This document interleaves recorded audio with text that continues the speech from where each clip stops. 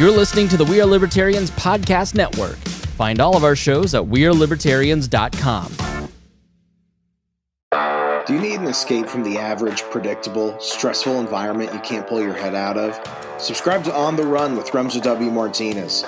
From discovering how to take bold steps to become freer sooner than later, to obscure and wild topics sure to expand your view of the world, twice a week you'll go on an audio adventure where you'll think hard and laugh harder. Listen to On the Run with Remzo W. Martinez, part of the We Are Libertarians Network. We Are Libertarians Plus members enjoy many benefits like exclusive bonus shows like Build the Wall and Ideological Origins, lifetime access to my exclusive private newsletter at chrisspangle.com, early release of episodes with commercial-free shows, and a full feed of the show with 700 more episodes than you can find in the public feed. You'll also get merch and the opportunity to be a guest on the show. Most importantly, Wall Plus members support a new generation of opinion journalists by bringing an independent libertarian perspective to the news. Enjoy these benefits immediately by visiting joinwallplus.com. You're listening to the We Are Libertarians Network. Learn more at wearelibertarians.com.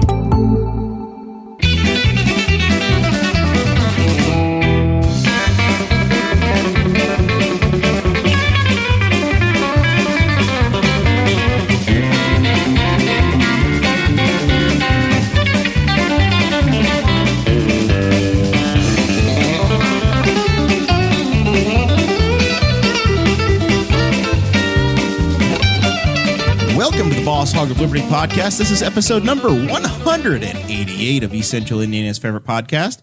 I'm Jeremiah Morrell. Today I'm joined by producer Chris Guffey. Hello. Co-host Zach Burcham and forever co-host Dakota Davis.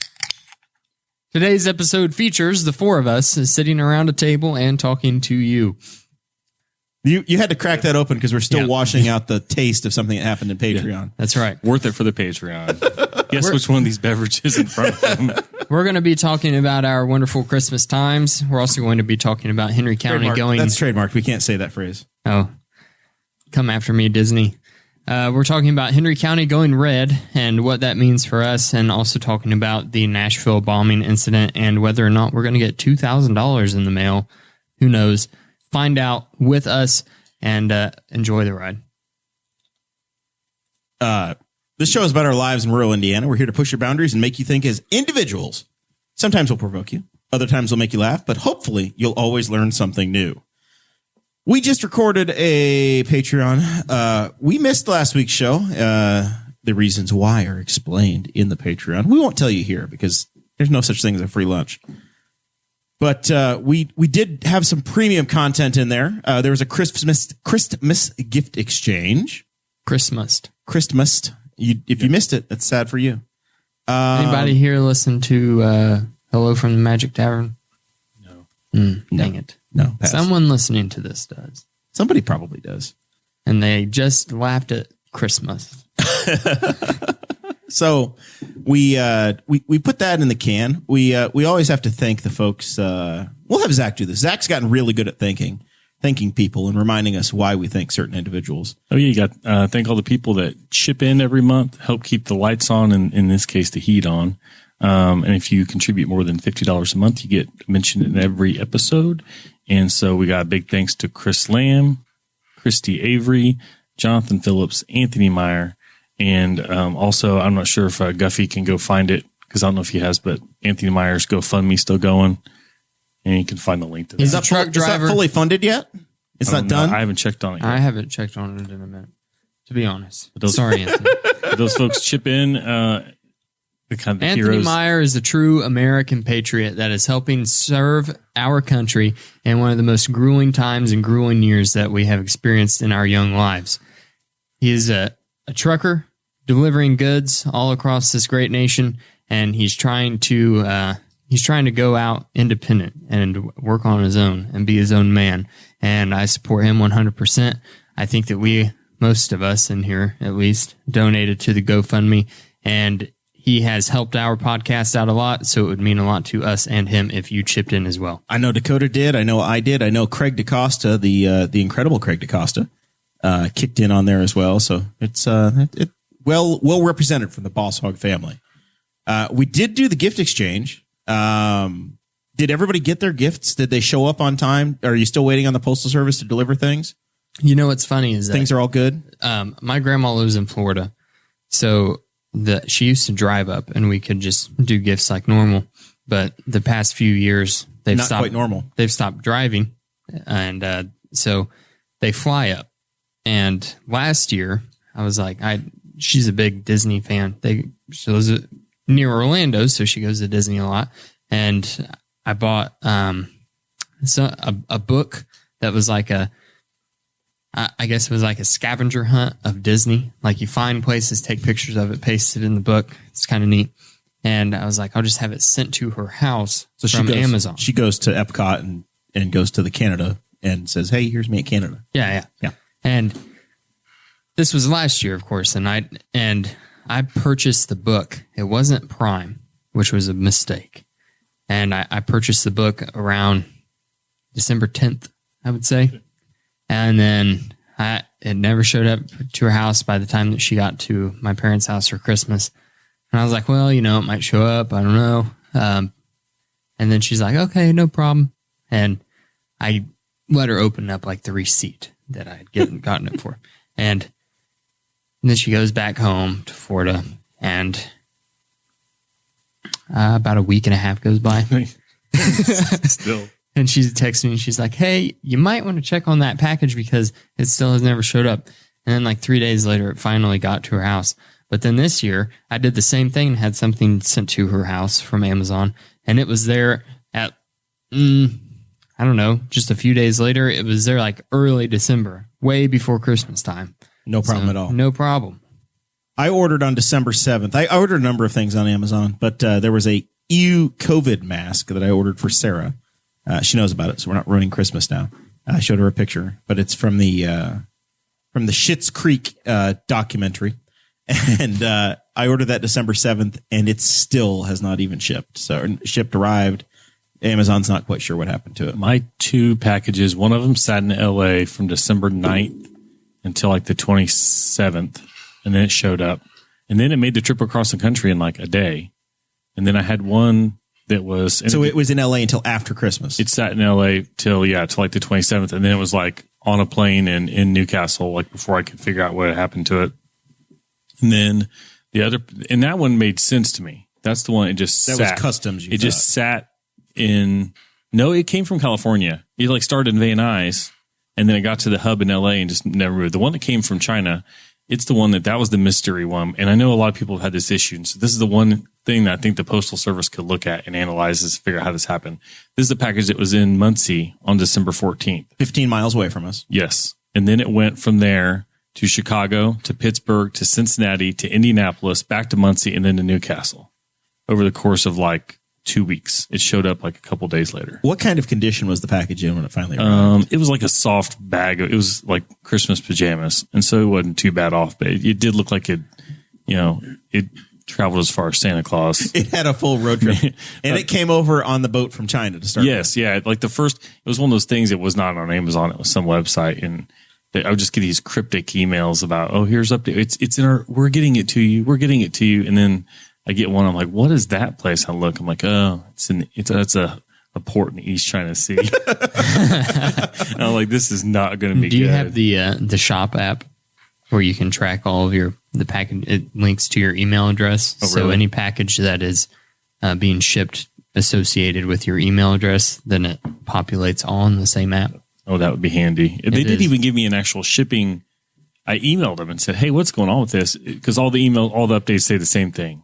Traveling within our system. And it didn't get into the U.S. Postal Service's possession until it was like in Muncie, I think, or something. I can't remember. And they didn't email me back and they said, here's the shipping tracking number for it. So that was the first time. But yeah, that one's the one I'm like, you could have called me and I'd have driven up on the 14th to pick it up. But instead it traveled all over the Midwest. Yeah, but they probably couldn't have even found it in the building at that point. They know it's in Muncie, but it's in here somewhere. And I thought of that because that was about the time the picture popped up of like a room that's, a big room in a post office and it's 4 feet deep of boxes.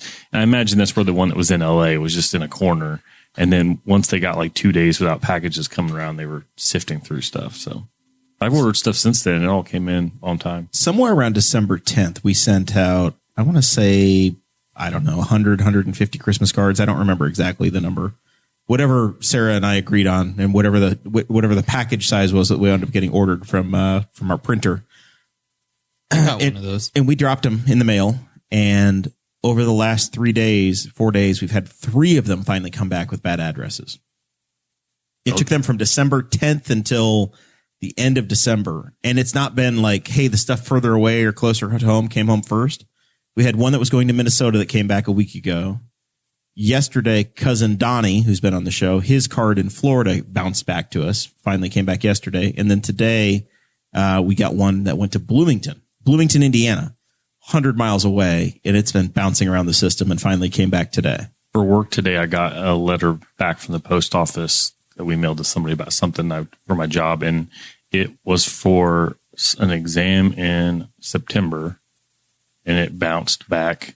But I've already corrected his address, scheduled whatever I need to do, and gotten it back to him. But the first return letter just got to me. And it's been floating since September. It's been floating for 3 months. Yeah. That is insanity. Yeah. It's like my job allows me to kind of study that a little bit. If people call me, and they do, because a lot of the stuff, we mail out a lot of stuff for my job, and it comes with you need to call by this time kind of thing. And a lot of letters all summer have been getting, and everything's from Indiana, 8 or 9 days to get to places. And there's letters. So Pony Express is faster than that. So I want to go around the room. I think our Christmas cards mostly left on Saturday night. I dropped them in the post office box Saturday night. I think most people got them on the Thursday. Most. Yeah. That was about I think I got yours before. The median timeline. Yeah. I want to go around the room, and I want to talk about our favorite Christmas gifts this year. I want to put everybody on the spot and think, who do I want to make happy and whose heart do I want to break by telling them their Christmas gift is not my favorite. I'm going to start with Chris Guffey, the homeless man in the corner. Oh, yeah, of course. Wait. Let's make him feel bad. Chris, you did receive Christmas presents this year, right? I did receive gifts. Because I gave you a little shot bottle. It's true. That was the favorite? No.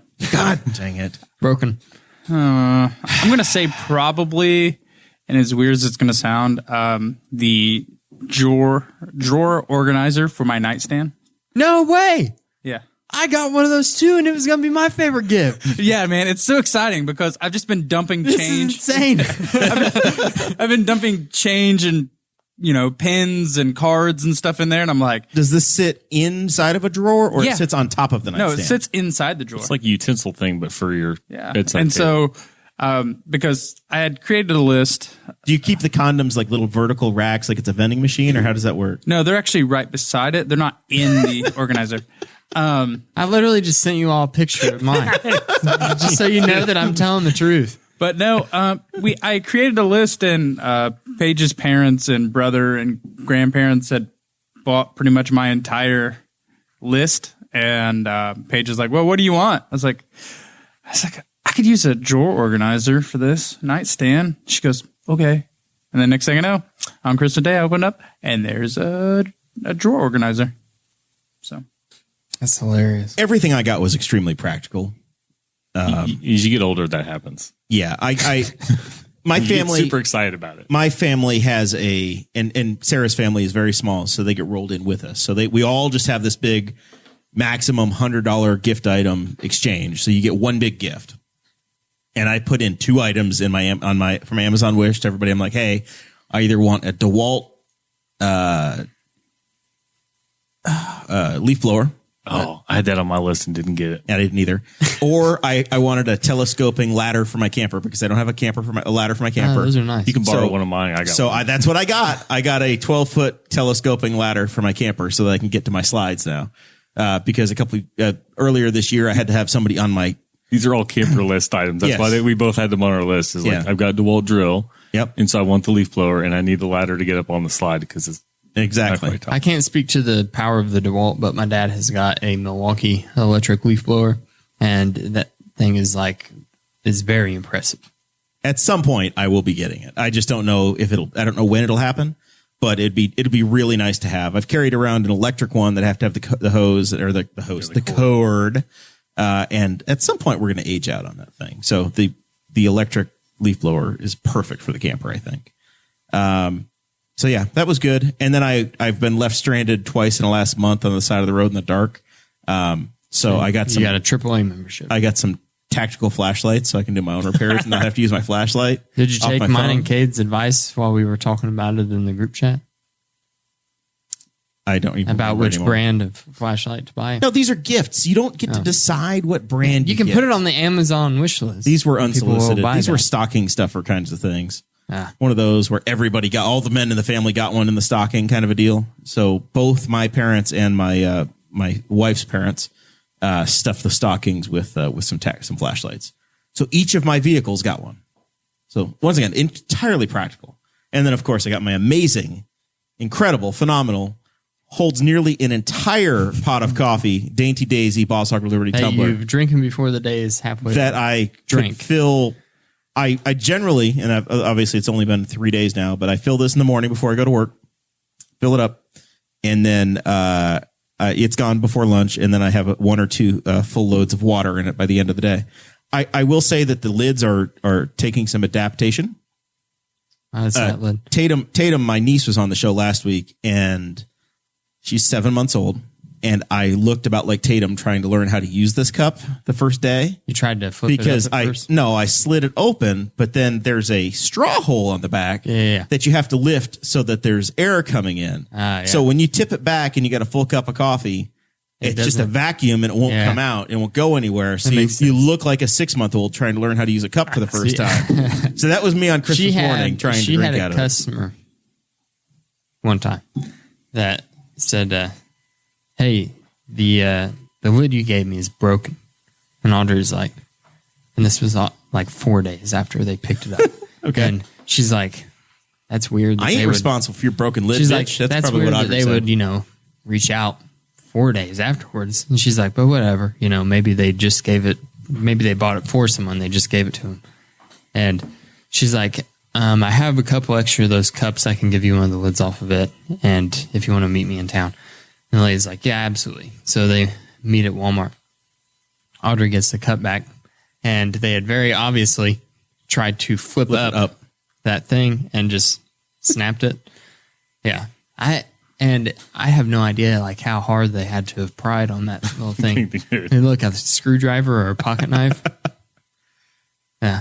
Crazy. Yeah, I don't know. I'm not that stupid. You'd have to snap it because it's sealed inside. You can it. also get there's also another lid for these that you can. You could just purchase take on your own. a generic standard But lid, there's probably, right? there's a screw on type that they make that they sell too. She made me this one, but this is my old coffee cup. It's the actual Yeti, and then she also gave me a hydro flask one. It's like a workout like bottle. Well, it's very nice. I've used the straw a couple of times. I wasn't sure about the straw, how that was going to work. I've probably already lost it in my house, the straw, but as a coffee tumbler, they're excellent. I would lose it as well. Yeah, I'm doing my best, but there's no guarantees. I'm honestly doing really good to hang on to headphones like for more than 6 months at a time. So if I can keep that straw for a month, that's going to be a new world record. Zach, your favorite gift was binoculars, I heard. Yeah, I got my 4-year-old gave me some binoculars he didn't want anymore, and I don't think they would go out wide enough for my face to fit my face. But Your kids aren't into the I'm going to give you a coupon for things around the house phase yet. no, they got me because my sister-in-law took them out, and I got a grilling basket for my kid. Whoever they were very adamant about getting that, so I'll put that to use. They will not eat anything that will be prepped in it because they don't eat anything like that. Well, not yet. Not yet. Well, the 7-year-old's like super picky, just pizza, burgers, and spaghetti. About all he eats. He's a big fan of pizzas. I know that. His favorite thing was, and it was a regifting for my wife. She's like, oh, he needs one more thing in the stocking. Is we just gave him a $15 gift card to Little Caesars, and he was super excited. I mean, that made his day. That's awesome. That's hilarious. Jackson got most of his Christmas presents from Audrey and I early because like one of them you was can't contain yourselves. Yeah, we're children. Rookies. Oh, my wife's militant about it. Like if you find it, she'll just take it back. We would buy things and we would be like, and he'd be sitting there with all of his old toys and we'd be like, let's get him this new one. One of my, I got a Google the Home hub, like it's like a little mini TV. Yep, we got one of those in the kitchen. Yeah, and that's where ours is. And my kids didn't know about it for about 3 days, and now if she could be angry at being pestered, she would be angry at being pestered because they'll just be sitting there bugging it, just asking it questions, just over and over again. Like, can we go ask Google a question? Can we go ask? Leave Google alone. She wants a break, and it's like. And if one's figured out he can watch Blippi videos on it, and the other one's asking for pictures of butts, which is going to turn into a discussion at some point. Yeah, that's they love that thing. Guffey knows the answer. What's my favorite thing to ask Google? I don't know. Okay, Google, is Kobe still dead? Oh, yeah. Or, okay, Google, is Andretti still dead? Which Andretti? Oh, Literally just pull leave it up. John alone. In front of Kobe I think Bryant. he's dead, right? Yeah, It's John Andretti. He's dead, right? Yeah. Okay. Yeah. Those are We're all. verifying. You have to be more specific. There's a bunch of Andrettis. There's a lot of Andrettis. There's a lot of Andrettis. They reproduce. It's that was January. That joke started in January, Guffey. Back when we lost Kobe Bryant. It feels like 2015. Back when we could watch sports and we were at the Potters. We were all at my in-laws' house, and the Kobe Bryant helicopter crashed. So I kept asking all day long, because the TMZ had it first, and is he still dead? Is he still dead? And now it's just, Kobe Bryant's dead, and here's what the deal is. But it was actually an active news story at the time when we started asking. Yeah, because you didn't know if TMZ was legit or not. Correct. My favorite gift was probably the organizer, but I also got this thing that I want to talk about because you guys are going to find it interesting. I think Zach might be interested in this afterwards. It's called a Shakti mat. What is that? It is this mat that you lay on. It's a padded mat, but it's got these little white discs that are about the size of a $50, and they have these very sharp points that come up on them. And then you lay down like on your back where you put your legs on it, and all those little points, they just go like right into your skin, and it is like a trauma experience. So your body wants to immediately heal it, so it rushes a bunch of blood to the area, and obviously it doesn't puncture your skin, right? But it rushes the blood through all the muscles and to the top of your skin, and it's really nice. It's a really good feeling. It sounds scary at first.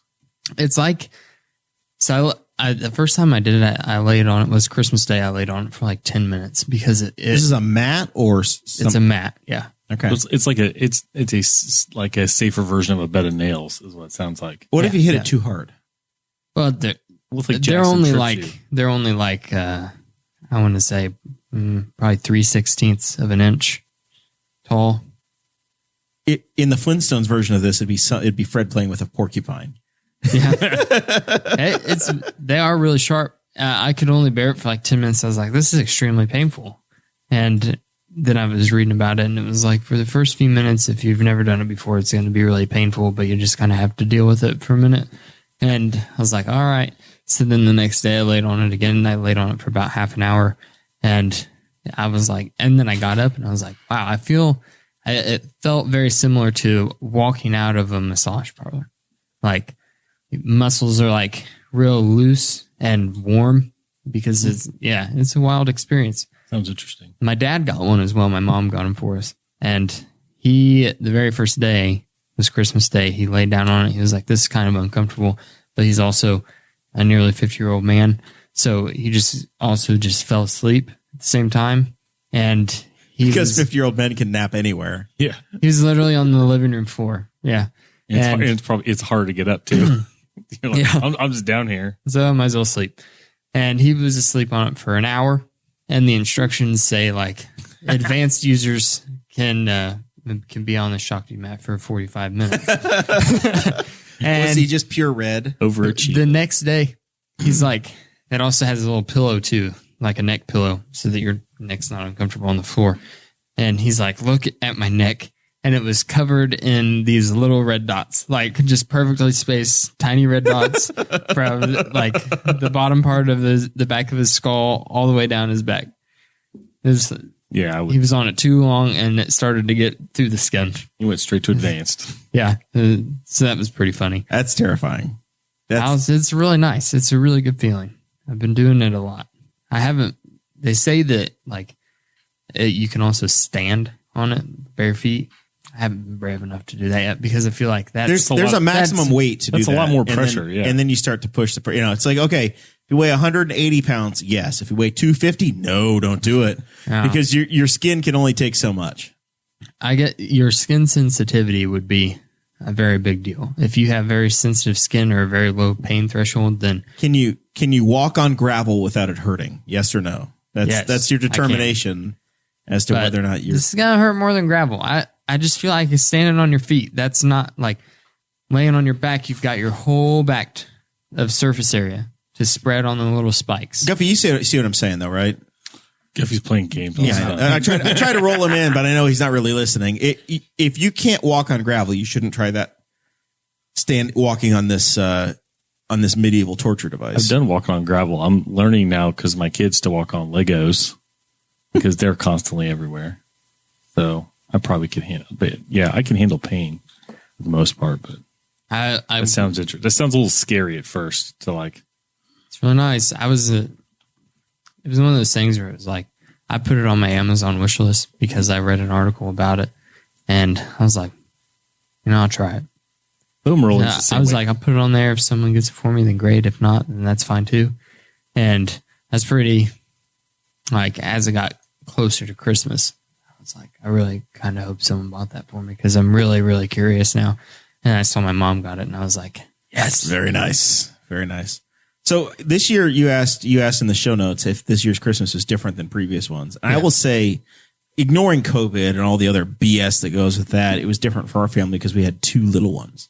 So Tatum was 7 months old, and then everybody got my nephew Will some stuff. So the kids had there were so many presents. It was enough for a child's lifetime already. Did Will, Tatum's not old enough, like next year after is when Tatum gets, it's like when they're like a year and a half to 2 or 3 when they start to really understand what's going on. But Will is in a prime age. Can Will pace himself or does Will blow through presents? He was pacing himself. I got a picture where they piled them all up on him, and he had about 7 of them on his lap at one time. Jackson just goes through so fast. And then like it's like my wife and I didn't open any gifts, and my kids were completely done. Like, what are we doing now? I'm like, I don't know. Figure something out to do. It's my turn now. Yeah, Jackson had no idea what was happening. As a matter of fact, on Christmas morning, the way our house does on Christmas morning, my in-laws come over to our house and we eat breakfast and then we open presents. And I had to take Jackson to the bedroom to take like a 20-minute power nap in the middle of presents. He needed a break. There were so many. There's just a lot going on. And we also have a 2-year-old niece. So she was like screaming in excitement the whole time. Guffey, this is your first Christmas in the new house. Correct. So we spent Christmas Eve with her parents, her brother, and his girlfriend at our place. And then Christmas morning, we woke up and went to her parents' house about 8:39 and trekked all the presents over there. So my parents always have a huge Christmas Eve party at their house on Christmas Eve. And that's kind of been our I'm never tradition. invited. We always... You probably would have been this year. I got uninvited this year. It was sad. I've been talking to Dakota's mom about it for months. Yep. It was the only thing we talked about. It was just, but they couldn't do it this year. It was a very scaled down. It was pretty much just immediate family or immediate two families, basically. It was basically my family, my mom's mom and stepdad, and then your mom's best friend. Yeah. Yeah. That was her it. family. And not even her family, just her one son. Yeah. Yeah. Oh, man. Zach, what, anything odd? Odd. It was an odd Christmas with COVID stuff. Just normally, my family does Christmas on Christmas Eve. And so that was normal. My in-laws had theirs kind of on Christmas Eve too. So that was kind of a whole day thing. Christmas Day normally is, I think, 4 functions for us normally stacked up. We had one. It was at 4:30, and I found out how very ill prepared I was to have nothing to do all day. Didn't have any food in the house because normally we're just going to pitch in. Didn't have any food in the house, so I think I grilled burgers for lunch, and then we bought a frozen pizza for Owen for dinner at the drugstore because we just didn't have anything. And he doesn't eat any hors d'oeuvre type stuff that was available at the one function we went to. So that was weird. Normally it's get up, chill for a few hours, and then we literally hit a function, and literally everybody in that function gets up, goes to the next function, and it kind of snowballs from there. And there was none of that. So it was kind of odd. In honor of Dakota's dad, we made water chestnuts at both of our things. That's your dad's big thing, is the water chestnuts wrapped in bacon. Exactly. Were they as good as his? They were fantastic. Yeah, they're so good. They're damn. I don't know why we only serve them one time a year. Yeah, they're an excellent dish, and they're a vegetable. I mean, bacon with a vegetable. Come on.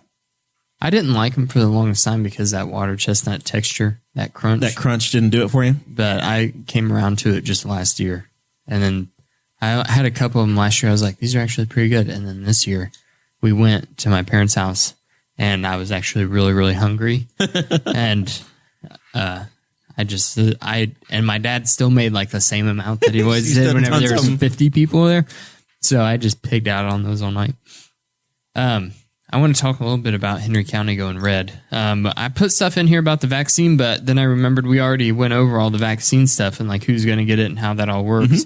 But there is a little bit of an update. Rush County had a shipment of vaccines that all the healthcare workers in Rush County and Henry County could go get. Mason got his. Mason got his, even though first responder Mason. He was supposed to be part of a trial. He had volunteered, and they never called him. Yep. But being as far as the state of Indiana is concerned, he is a licensed practicing medical professional. So he got invited and got to the front of the line, and he got his round 1. So he was the Boss Hog test case, and he seems to be doing fine.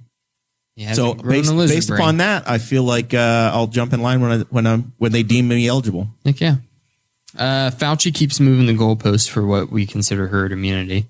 Before it was considered like 40% of the population would be enough to get us to herd immunity. I think it's up to like 60% now, he's saying. So that's a new development. 71,000 Hoosiers have received the first of the vaccines now. That is not nearly 60%. 71,000 of about 3.5 million, and you're only halfway. There was a story out of California today that said that some medical professional tested positive after having one round of the vaccine, which is not a surprise because you have to take both of them to actually get your immunity from it. Yeah, it's like 3 weeks between the two? Yeah, it's 3 weeks between the two. So the very first folks that got theirs in Indiana, I think January 7th or January 10th, that's when their next round is scheduled. So once you get to that point, then those folks are actually going to be what you consider to be good to go.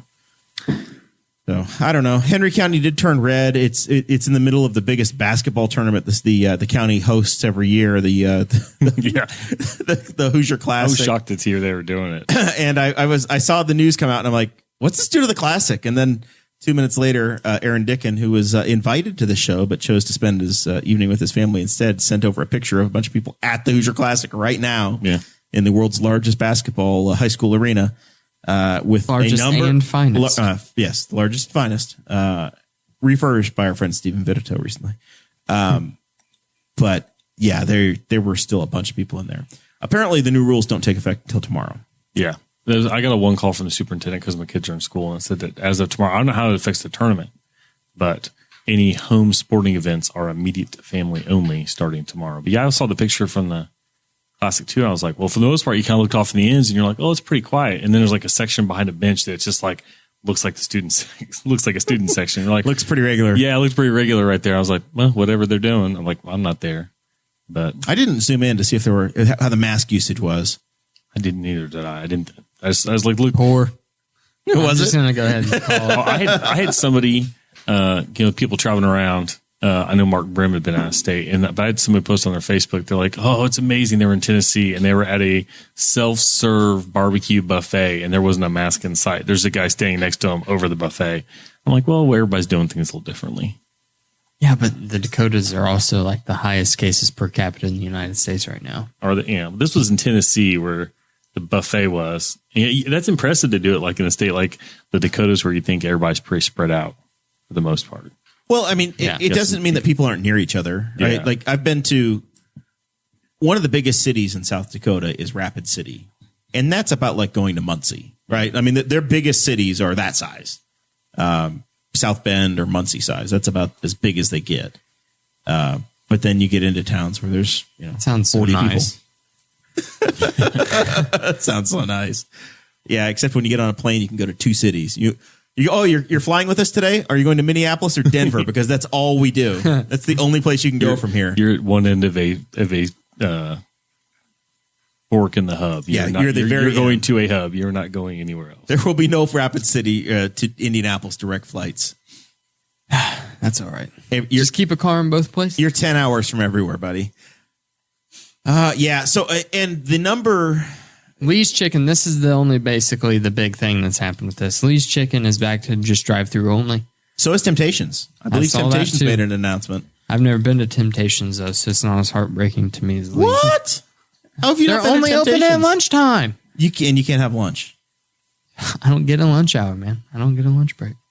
Nobody I believes That was illegal. I have no scheduled lunch breaks. Well, they didn't schedule you for Christmas night, but you went to that, so I think you can have an unscheduled lunch break. Yeah. That's just the way of the road. Just Anthony Meyer knows. Just just park somewhere, put your food, and get up in the bucket and take the bucket up to the We're top. supposed I'm to eat- not coming down till I'm done. We're supposed to eat in between job assignments. So like it's basically I have to bring my lunch, technically, and in between going from one job to another, I eat lunch in my vehicle. Yeah. Got a live report from City Councilman Mike Guffey, who's at the world's largest and finest field house. He says Shenandoah is trailing by 9 in the second quarter at the Hoosier Hoosier Harvest. What is it called? Hoosier Classic? Just the Hoosier. I just always knew it as the Hoosier Hall of Fame. Heartland Classic. I just always call it the Hall of Fame Classic. Hall of Fame. Yeah, Hoosier Hall of Fame. Brought I to have you no by idea. Big Machine Records.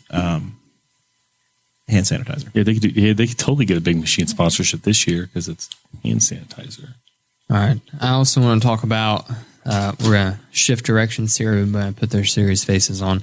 The Nashville suicide bomber that happened on Christmas Day detonated a bomb inside of a recreational vehicle in downtown Nashville. That was wild.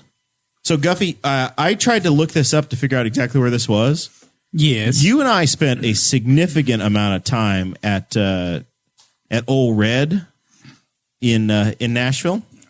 I believe I spent more time there, but yes. Yes. It's not a competition. I'm saying a significant amount of time. It's true. That was the last place we ended up. And that was at 9th and Broadway. Mm-hmm. I'm sorry, 3rd and Broadway. The bomb went off at 2nd, in between 2nd and Broadway and 2nd and whatever the next street to the over to the side is. One street off of Broadway. So it was basically in that same city block is what got just whacked. I after leaving Old Reds, I might have walked down that road I know I know as the I very was first looking night we for were an there. Uber. As I was ordering an Uber and waiting for him to show up. I know the very first night we were there, we all walked that street. There was an Irish pub that I was trying to figure out what got destroyed or what was damaged. Yeah. It's kind of hard to tell from the pictures because you can't even see. I mean, you can't see buildings even in a lot of the shots. It just looks like in the middle of like a neighborhood that got leveled. And I'm like, I don't even tell if this is a town. It looks like a scene Commerce. from the Middle East. Yeah. So Broadway, it was at 2nd and Commerce, and 2nd and Broadway is where the Rock Bottom restaurant is. Folks remember that? And Old Red, Blake Shelton's restaurant, is at 3rd and Broadway. We spent significant time at the Sun Diner, which is about a block and a half away, for Dakota's bachelor party. We had breakfast there. For Mason's birthday, we were at the Fleet Street, which is about a block away as well. I mean, this is right in the heart of Nashville. It's crazy the destruction that happened. So I don't know what to expect when we go crawling back there in a couple of months for you, Mr. Guffey. Yeah, I don't know either. We'll see. We'll see. We'll be reporting from the scene. Just a few months later. No one was hurt because I'm sure that most people already know this story, but the van or the RV Camper sorry, is a Class C Ford motorhome. the recreational vehicle started playing. If you can hear this, evacuate immediately. Yeah. How freaking and counting had that down on for loop. 15 minutes. And then he played Downtown by Petrulia Clark, which I immediately went to the Seinfeld. Yeah, you sent that video with the chat. And if you guys aren't familiar, it's Jerry and George reading the song lyrics, or basically it's George saying everything, and then going to Jerry saying downtown. Yes, it's very creepy. Yep. It's wild. It's creepy. It sounds like it's entirely caused by 5G.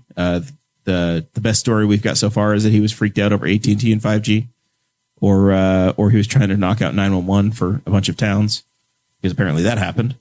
Or it was because Trump lost and he was mad at technology. Dominion voting. Yeah. Those are all the theories. We don't really know. He didn't tell anybody anything except he told his neighbor that the world will remember his name.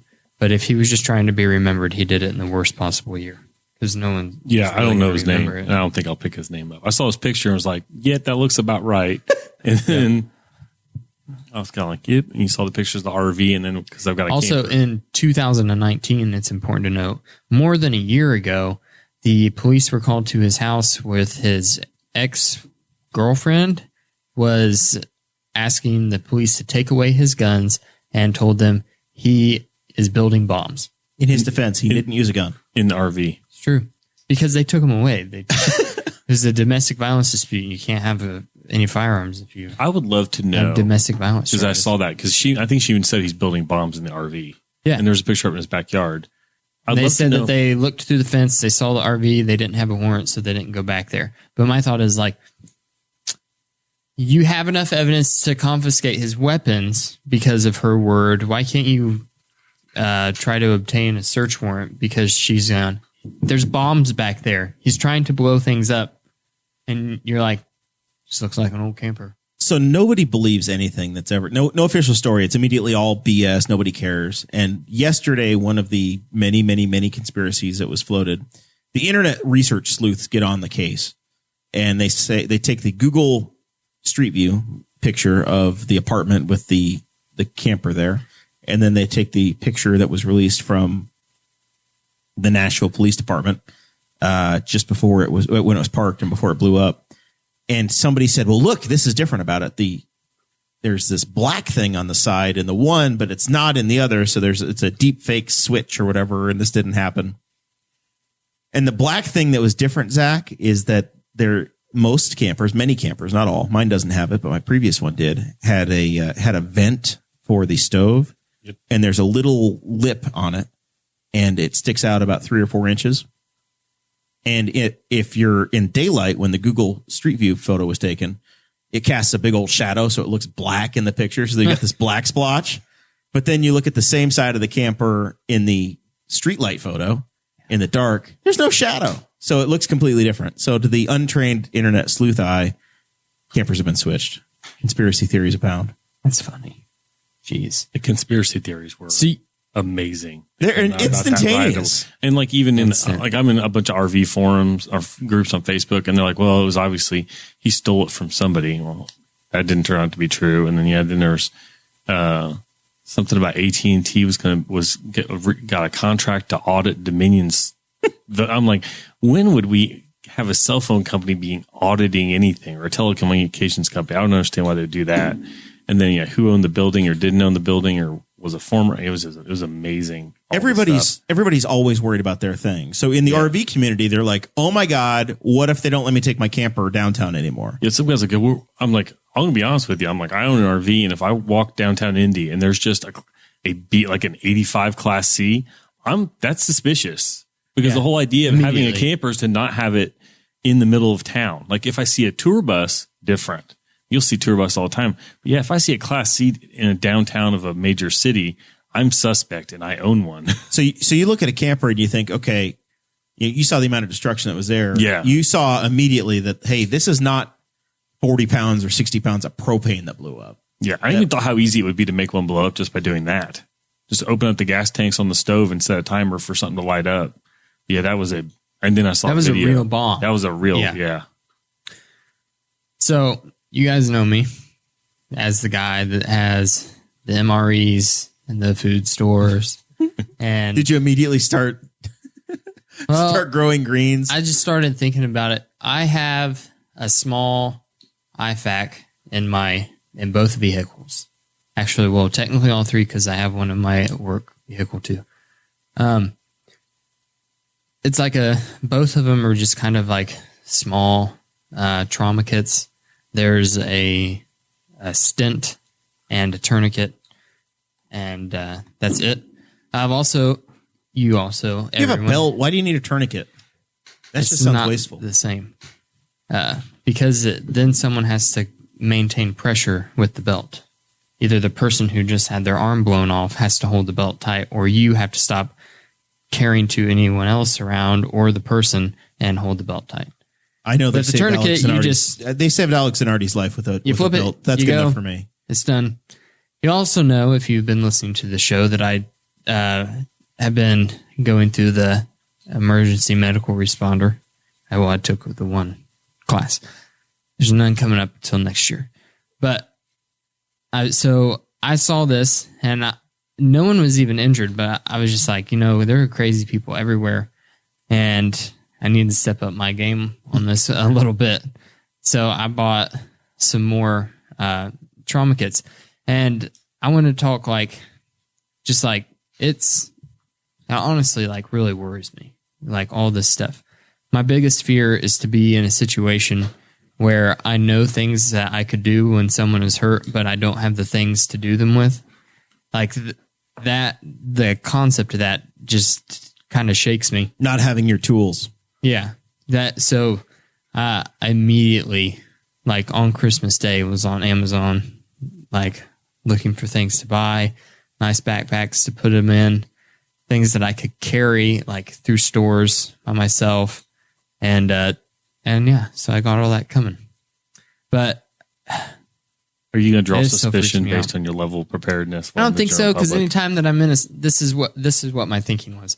Because you see those losers that are wearing the tactical stuff all the time. Yeah. You know what I'm talking about. And, well, not no one in particular, but you know the guy. You see stereotypical pictures. Yeah. He's open carrying. So, yeah, that's also true. And so I've been thinking, if I have a backpack, then I'm not going to stick out like a sore thumb. I want to say all this because I think that this thought process could also be useful for other people who may think like I do. So I don't want to stick out like a sore thumb by carrying some stupid tactical backpack that's probably made in China and really cheap, and it's going to fall apart easily. But also, any store or anything that I go in, I'm probably going to have a small child with me. So I'm not going to look that out of place by having some sort of bag. So you're going to carry this as your nuclear football. You're always going to carry this. It's a man purse. This is always going to be on you. Well, except for in here. Then it'll be, if I'm going into somewhere that's where my vehicle is close by, I'll probably just leave it in there. Okay. Just like I do. But if you go into Walmart, you're going to carry it. Yeah. Target, whatever. Yeah. Superstores. Yeah. You go walking. Or if I go into a nice restaurant, I probably won't. You're going to go walking through the park. You're going to take it. Oh, yeah. Walking through the park, yeah. Maybe not the one in Spiceland. Well, probably, yeah.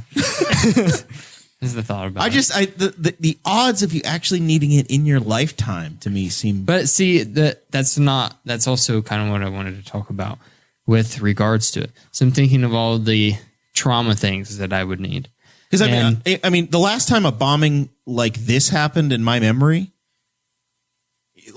similar to this in the United States, that wasn't, that was domestic terrorism, is Tim McVeigh in 1994 in Oklahoma City.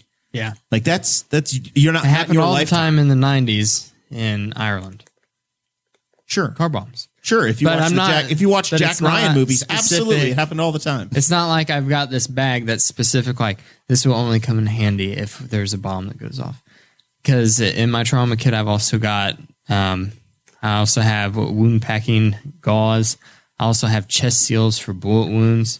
So if we're talking any kind of shooting incidents, anytime that I have to, if I have to draw a firearm in self-defense, then I can also administer first aid to the person that I drew it on. If any mass shooting events, crazy people in movie theaters, all those things.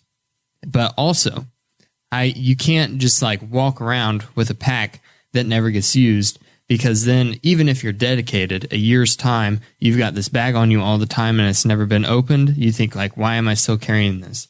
So it also needs to have things that are practical and useful in everyday life situations, so that you have a reason like, I need to grab the backpack. So he's got the craziest you have diaper salt and pepper bag shakers ever. in there? No salt and pepper shakers. No. A flask? I have a life straw, water purification straw, but that You're not going to use that every day. I like it. What everyday item's going to be in there? I was thinking medicinal packs, because you can also buy those. Like everything I'm talking about, you can buy as a specific backpack that looks like a tactical backpack on its own. But I want a small, compact backpack that can have some of Jackson's things in it in case he ever needs it, and can have some things that I need in it, but it can also be used in severe emergency situations in case that need ever. So you're going to have a portion of things for your nuclear in football. a small backpack, Okay. the size of a laptop bag. Sure. That is where we're at. It will Okay. then have like diapers and wipes in the corner. So you're like, And those snot sucker things. yeah, So you'd be like, yeah, it's my diaper bag. we don't have one of those. Not we use the You just use your own had suction. that one. Yeah. the suction thing. What's that called? I saw my sister using that, and it was very weird to me. Where you're sucking on it's like you shove one end in the kid, and you suck on another end of it, and then you're hoping that they don't connect together. There's a filter. I don't care. There's a sponge filter, so nothing can come up the tube. No, I don't believe it. It works 1.5 million times better than the little bulbs that they give you at the hospital. Anywho, so what could you have It's in too your gross. backpack that could come in handy in an everyday life situation? Emergency change of socks. You have a headache. What do you take for a headache? Ibuprofen. I never take. I take You have nothing. packs of Ibuprofen, emergency. You have That's what I live on. Tylenol, or there's someone that maybe someone close to you nearby. You're sitting in a restaurant. Someone's complaining of chest pains. You need aspirin. You need to have packs of aspirin in your bag. You got gummy bears. You're for out. your sugar. You're out. You just had a giant steak dinner, but now you're walking around the stores in the mall, and you ate something really spicy. So now you have heartburn. So you have antacids. You're gonna have some in the Beano. pack. You're gonna carry some Beano in case you're gonna. I Have don't know some- what I this don't know. walking in the mall You thing know. is. That doesn't exist I saw a music anymore. video today, and they were in a mall. I'm like, you know what? I bet she didn't have to shut this time's mall gone down past. for this video. I bet she just walked into a In regular the mall. last 2 years, I've been You to get- a mall once, and it was with Dakota and Chris when we were killing time before the movie theater, looking for the bar in the mall that doesn't exist anymore. There's all kinds of practical things that you can stick in your bag that you'll need pretty often. Like thinking things that like that your mom had in her purse when you were growing up. That was like, I need this. Mom, do you have it? And you're like, and they always had it in their purse. And now you've got a backpack. Yeah. And Okay. It also has a little power bank in it that you can charge your phone. One last thing I want to talk about that's a last minute addition to the show notes. $2,000. $2,000 or $600. What are we gonna get? Whoa. Have you got it already? We forgot something. What? Dakota, in your bag, do you carry Twisted Tea? Until the ATF starts regulating it. High capacity Twisted Tea. Co-host Kate That's right. Koger shared a video where they mixed it with the Dave Matthews Band song, and it doesn't get old. It repeats the strike about 15 times, and it never gets old. I need to watch that. I didn't see that. There's that. It sounds hilarious. That guy should be getting a check with commas in it. How amazing is it that dude was able to pop a 16-ounce can on another man's nose, and it didn't even faze the guy. He just stumbled backwards a couple of inches. I think that's the problem. Is I think the can took the impact. I think he must have hit him like right in the side, so it crushed sideways. As opposed to if he'd have gone in it like lengthwise, I was bet thinking that like- would have hurt. I was Would have thinking like knocked his this. ass out. Yeah, I think that's the way it looked like it hit and it just kind of crumpled. But it looked impressive. And I'm still waiting for somebody to have really slowed it down with the sound, because I bet that's a satisfying video to see. That would be. Christy Avery's in the chat. She says $600 is pending in her account. I've been checking my First Financial Bank account all day. I've got nothing. So have I. I've got nothing. Yeah, I haven't gotten anything either. I'll check mine again, but I don't think I'm assuming it's going to come in the morning. Like if it's not there by 8 o'clock, I'm not even worried about it. I don't think it's coming that day. I wasn't counting on like the last thing I That's a heard meme. before. That's not my actual thing. Before it had gotten. I didn't think Dakota was at Wells Fargo. I was very confused. Oh, okay, yeah. There's $600, and then there's is that a repeat of that one? Pornhub, Yeah. Pornhub $600. Said they made it $600 this time. Yeah. That's a classic. That makes sense. Running the classics. It'll probably be Playing the $600, but the $2,000 is, if nothing else, it's been hilarious to watch that. That the minute that got thrown out, and it got thrown out, and you're like, well, the whole hang up with this is within one party, so it'll be political, but whatever. But once that number got thrown out, it was dumb. So Trump took the Democrats' position. He sat through the entire process, having his Treasury Secretary negotiate for 3 months. He didn't with sit Pelosi. through the process. He had essentially a liaison. He didn't speak. He sat to the side and didn't talk. Yeah. He had his agent in the negotiation was the Treasury Secretary, who cut a deal with Nancy Pelosi. They got it through the House, and then it got through the Senate, $600. Then Trump gets it to his desk and says, "This is bullshit. I'm not signing it. It's not enough money for the American people." And it was because it got, and I even got a little confused in it. But I was aware for my work. I work involvement with the federal government, and they were on the verge of shutdowns like the last couple of weeks. We get an email on Friday, it says you're coming to work. The feds are going to be shut down if they don't get something figured out. And so the budget's been getting kicked down the sidewalk for a couple of months. And so evidently that got rolled in. They finally passed an appropriation bill, and that's where all the stuff people are mad about is all the foreign aid. Sudan getting $700 billion, whatever they're getting, or $700 million. That had nothing to do with it. There was a separate bill, but everybody's mad about it. And it's fun.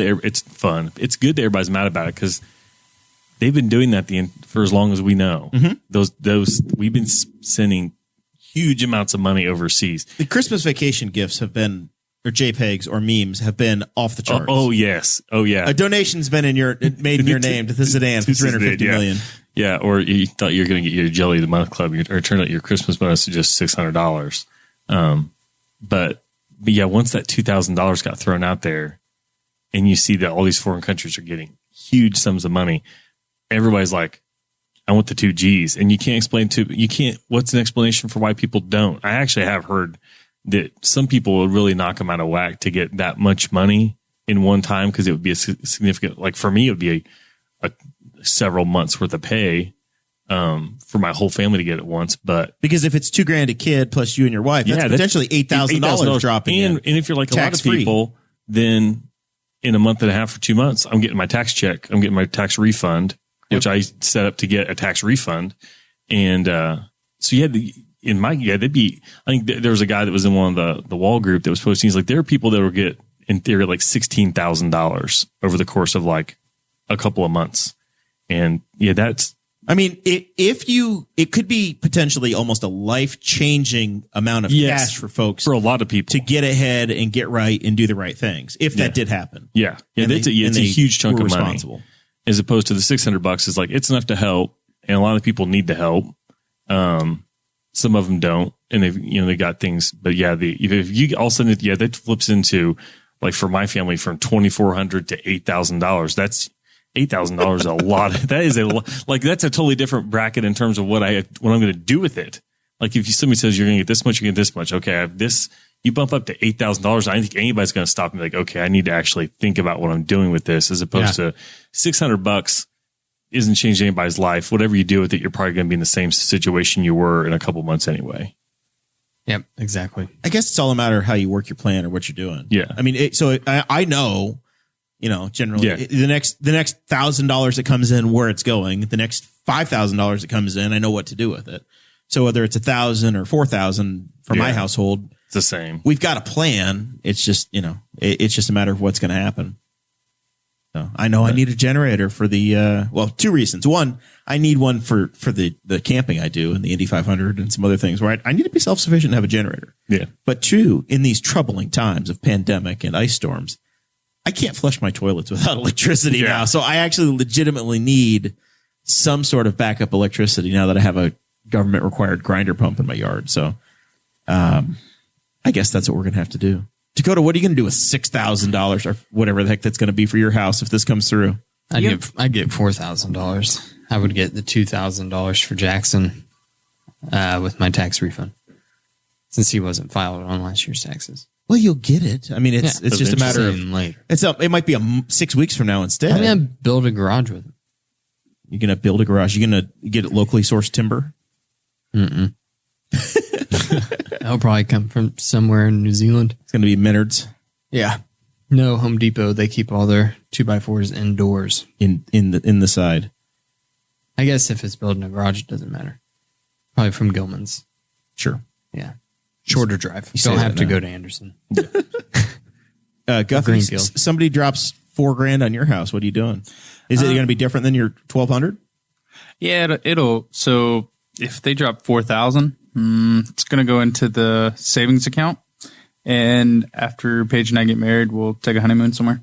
Because as it currently sits, we're going to postpone our honeymoon for a little while until we. I, as the taxpayer, have to pay for your honeymoon. I, as a taxpayer, am just trying to get a little bit of my tax money back. I figure if we go on a vacation, it's I think Jackson this is bullshit. I'm against the $2,000. I don't want to pay for your trip to Cancun. That ain't my fault, bro. I don't want to pay for your generator. I earned it. It'll be like the Jacksons and Owen. Yeah, Jackson and Jackson. Yeah, paying and for Owen. it until through their retirement, probably. At this point, does it really matter? Rex Bell even said this week, he's It's like, never going away. let's just go as much as we can and see if we can break the government. Let's just see if we can push the other way and just break it. Maybe that's how we get out of this mess. What was the stat that I saw Spangle post that 23% of the money currently in circulation has been created in the last year or two? It's insane. It's insane. Yeah. Speaking of that, you know what you all should invest in? Cryptocurrency. I have Norwegian Cruise Litecoin, Line stock. I have Litecoin. I have Dogecoin. I have Bitcoin. Do you guys not remember the I have way the Doge, world broke Bitcoin. in 2000 from the tech stocks? I have a friend I feel like that's what you're coming up on again. I have a friend that said if you bought into Holden. Bitcoin right when it started, if you bought $1,000, then you'd be a billionaire. Oh, you absolutely would. So when Bitcoin originally came out, it was 3 Bitcoin for every penny. Yep. And then so for $1, you got 300 Bitcoin. And then now it's about ready to crush $29,000 Per Bitcoin. per Bitcoin. So whenever So that 1 penny back when it first started is now approximately worth almost $90,000. When I was an apprentice in Muncie, there was a guy who was very stock market savvy and was reading things, and it was 2015, so 5 years ago. And Bitcoin started to get a little bit of name recognition to it, and in the financial world. And he's telling me one day, he's like, "Hey man, you heard anything about Bitcoin?" And I was like, "Why? What is it?" He's like, "It's this. It's called a cryptocurrency, and basically you can use it to purchase things totally anonymously." And I was like, "Oh, that seems weird." He's like, "But it's kind of like a stock because it's going to appreciate and grow. So the more Bitcoins you own now, they will be worth more money in a few years' time." And I was like, "Whatever, man. I'm a second-year apprentice. I make $13 an hour. I'm not buying any Bitcoins." Well, he did back then. And let's see. This was in 2015. Let's go to my 5-year chart. It's like $400. He roughly bought in at $400. He could buy 1 Bitcoin for $400. I don't know how much he spent, but yeah, he would have gained $28,000 if he just bought 1 at this point. The question will be, is it stable in growth, or eventually can it collapse? Of course it can collapse. They can all move. There's only a certain number of Bitcoin out. But they're constantly printing them, right? As you data mine, as you mine, There's only a Bitcoin, certain you're amount still in the creating blockchain. more. Right. There will never be more actually created. They have to there's be, only a certain amount in the they blockchain. have to be found. Isn't that kind of in the the way it was supposed to be with blockchain. money? Correct. So We're supposed to be running what off keeps of them- the resource of gold. What keeps them from changing the rules? Even gold is not fine. Because the blockchain is basically crowdsourcing. So you have basically the entire network of millions of people that are invested in Bitcoin are going to make sure that no one messes with the system and creates more from scratch. That's what you think today. If you That's buy, what the theory is. if you going through buy what gold, it's supposed to be. if you buy gold, the gold standard, right? That's what everybody wanted to be on, wants to be on. If you go buy gold, you don't get your physical gold. You get a ledger that says you have gold. You get a treasury note that says this is how much gold. And they literally make an adjustment on the computer and they create more gold because you're having your gold stored, and they get paid for storing your gold by creating more gold. There's more gold traded than actually exists in the world. Yes. Right. It's a fiat currency as well. It's all widgets. It's all whatever the hell value you decide you're going to put on something is what it is. And whether you decide you're going to own currency, you're going to earn dollars, you're going to own stocks, you're going to own mutual funds, a treasury bond. It's all what somebody will sell it for. Yeah. Yep. If somebody's willing to trade it. So I look at it and I say, okay, great. I've had so many people in the last 6 months hold up their phone and say, look, I have $4,400 in Bitcoin. Yay. Okay. All right. Yeah. I guess. You can sell it off though. This is what I have in my 401k. It's the same thing. Like it's the same it's whatever. If you're looking at it as a long-term investment and you're trying to grow year over year over year, you're going to be just fine. If you look at it and you say, I'm going to get rich quick because I bought $4,000 of this stuff. The interesting thing to see is that the government's eventually going to find a way to get in on that. Correct. And I bet the Private goal would be companies to are already doing it. Yeah, but I mean to find a way to like tax it, monitor what people's accounts are and stuff. Like they're going to find a way to get in on that, and then it sounds awesome right now, but eventually, if the government doesn't like, no government likes everybody to have anything that's that awesome that they're not making money on. So people. Since May, my initial purchase of Bitcoin has gone up 166%. Sure. That's awesome. What mine says. So how many Bitcoins do you own? I own 0.004 Bitcoin. Yeah. Okay. All right. In the meantime, I bought like 3 shares of an oil company in Canada for 37 cents a share. I've got some energy stock Yeah. I've had it so long that it still comes as to my dad as a custodian for me. I mean, at this point, it's doubled over how many years it's been around that I had to have been an adult. My Robinhood account, only 36% of my portfolio is invested in cryptocurrency. In your Robinhood How account. it sits now. About a month Which, ago, I mean, bought, this isn't like my 401k or nothing. this is just play with something. it. About a month ago, I There's bought not serious money Baytex there. energy stock, and it's at 70 cents now. I think I bought it for 34 cents a share. So, whatever. I bought a different energy stock. I think I bought Suncor. Stock Talk with the Boss Hog of Liberty. It's all takes a arbitrary. I think it's comical. You do whatever you want. I don't care. I think it's a hobby, just like FanDuel is, right? I've made $1,000 on FanDuel this year. And I have literally made nothing on my Suncor oil stock. It Everybody has gone. I've gained 28 cents. Since Everybody May. says the prices are about to jump. I don't think that's going to be the case, but But it has an 83% buy rating from the experts. So, Jared, you sent that photo yesterday of your FanDuel. Yes. And I was like, oh, I wonder what mine is. And I look at my FanDuel, and I realize I don't bet that much on FanDuel. And I'm like, all right. So I go over and I look at my DraftKings. The bet amount is significantly higher than what my FanDuel was. Okay. Almost like quadruple. Okay. I just realized I think DraftKings is better than FanDuel. Because you've had more success. I believe so. yeah. Well, there was no comment there on the winnings though. Just how much you betted. Yeah. How much the bet I was? think I think between the two, I'm like 1,000 or something like that. I can tell you. Ready for final thoughts, boys? Sure. I have plans at 8:30. Oh yeah, you had to be somewhere. Don't you? Well, I mean, you scheduled plans on podcast night. That's not my fault.